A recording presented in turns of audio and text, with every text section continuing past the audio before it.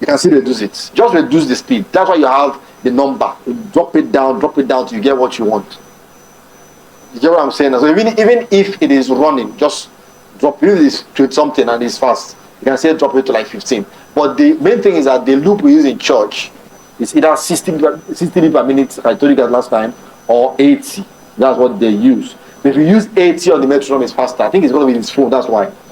Yeah, but just learn to regulate the speed to your taste. That's what really matters. Okay, so we did 3/4. Let's now look at 4/4. Now, 4/4 is quite easy. Basically, every song that we sing are 4/4. If I tell you now to sing songs now that are 4/4, you all know.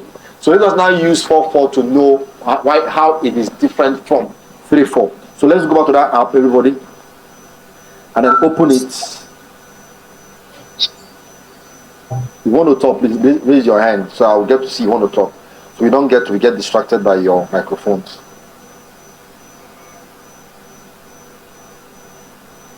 Okay, so go to the metronome app and then change that that beats / bar to 4. Now if you change it, you see that those yellow spots become what? 4, right? So it tells you that it's 4. Okay, then change your click bits to what? To 4. Now nothing will happen in that one, but this is just how you do it. So once you change it to 4, you'll see that the timing becomes what? Different. So have you done so, everybody? So click on it and just listen. 1 2 3 4 1 2 3 4 1 2 3 4 1 2 3 4 1 2 3 4 1 2 3 4. So at the moment it's 54. It will be 2 on the speed. Alright, so I'll take it to slower for worship. 1 2 3 4. This is about 32. Let's take it down to 20 something. So this is 27 now. 1 2 3 4 1 2 3 4 1 2 3 4. So very easy to actually understand. Now for this one, almost every song we sing in church can go here. Ancient of days, as old as you are, as old, no. Be thou exalted, O Lord, above all heaven. No. We give you all the glory. Basically, every song you know that I get to sing in church can enter into 4/4. Right? So anyone. I'm not going to say give me song. I know you already know songs that are 4/4. But this is not a 3/4 beat. So you cannot begin to take a song that is not 3/4 beats, that is 3/4 beats now, and sing on this count. So you have, and I will not be silent. Now this is 3/4 beats. So you see, I have to slow it down, and I have to force it into this 4/4. Instead of singing it the way it's supposed to be, and I will not be silent, I have to change it to not make it sound like I'm trying to force it into 3/4 beat, which is not the original structure of the song.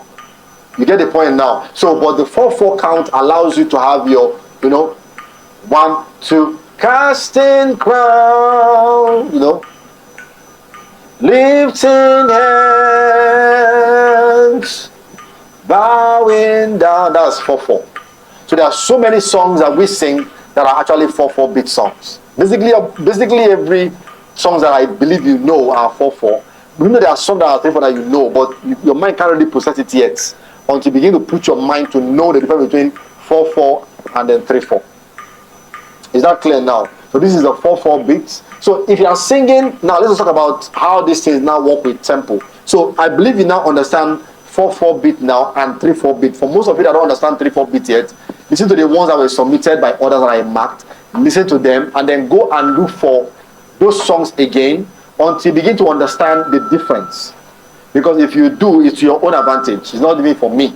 You're able to know, okay, this one is different time signature, that one is different time signature, so you know how they work. So now we're going to go into tempo and how to arrange songs based on this information we just have right now. So if you are doing praise and worship, let's say I'm doing worship, for example. First of all, what do you get? Use your metronome to set the timing, the tempo of the song. After setting what? The time signature. So how do you rehearse? You're going to be leading worship on Sunday. So what do you do? First of all, you ask yourself, am I singing worship or praise? If I'm singing worship, then am I singing a 4/4 worship or a 3/4 worship? Right? So you get to your metronome and then you pick, let's start with 4/4.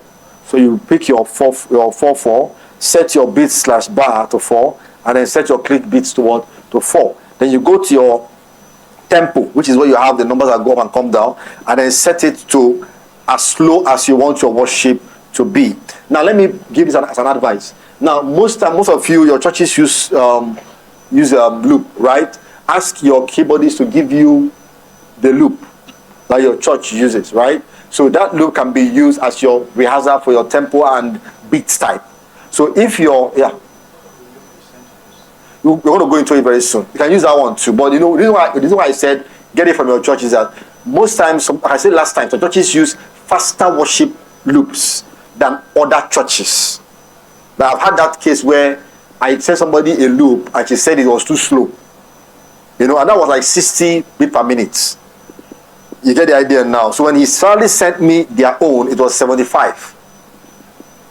You get the point now. So it can happen that a particular church might have faster loop than others. So it is good to know your church loop. Now, it doesn't mean that it's going to change anything, because when you increase the speed, you only just increase the singing. That's all. You get the idea now? Yeah. So but why I said get the loop is that if you bring it, you can then play it and then set this beats to go in to match it. So when you play your church loop, you now play this one and then check if it is going as fast as that. 3, 4, 1, 2. So you know what number on the phone. If it is 26, if it is 27, if it is 30, you now mark that. So when you want to rehearse, because you already know what loop your church people are using, you hear what I'm saying now? You are able to use the time there to practice. You can set your beats to a particular speed to which. Then if you need to increase it for another program, you know, okay, you are increasing. If you increase, you know you've increased. You've increased it from 25 to 30, which is faster. You get what I'm saying now? So once you are able to arrange this, now next thing is for you to now know, okay, is it 4/4 or 3/4? We are going to use it 4/4 first. So this is 4/4. 1, 1, 2, 3, 4. So all your songs that I'm going to be picking to arrange on this particular what they call it, time signature, it has to do what? Has to be 4/4 beat songs. That's one. And then 2, while arranging these songs, bear in mind that, like I said to last time, there are songs that have a lot of lyrics, right? Or some of them are slower. So if you are singing a song like Hallelujah, now if you are singing it slower than this, it might sound boring. You know what I'm saying? It might sound boring. That's not that when you start singing them on a particular time signature, because it is too slow, they drag the song. You have to understand what I mean by that.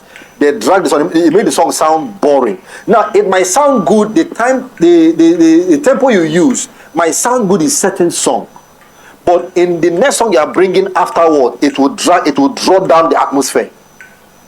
Let me give you a simple instance. Let me use that Hallelujah, because Hallelujah is probably one of the slowest songs I know. Okay, now let's use this particular time signature. It's about 24. Hallelujah.